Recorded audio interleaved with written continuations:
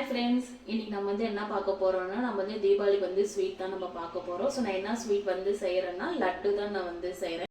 So நான் இந்த கப்பில் நான் 2 கப்பு கடல மாவு எடுத்து வச்சிருக்கேன். அதே கப்பில் நான் 1.25 ஸ்வீட் கம்மியாக போகுதுனால 1.25 கப்பு நான் சுகர் ஆட் பண்ணிக்கிறேன்.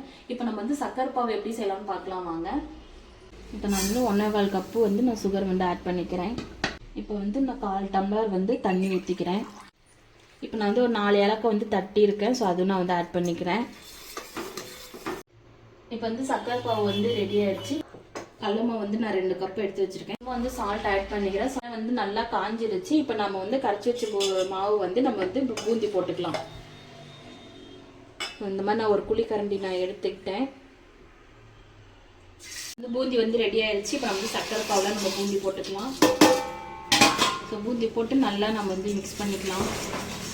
மற்ற எடுத்து நம்ம உடச்சி விட்டுக்கலாம். இப்படி நெய் நல்லா காஞ்சது நம்ம முந்திரி திராட்சை ஆட் பண்ணிக்கலாம்.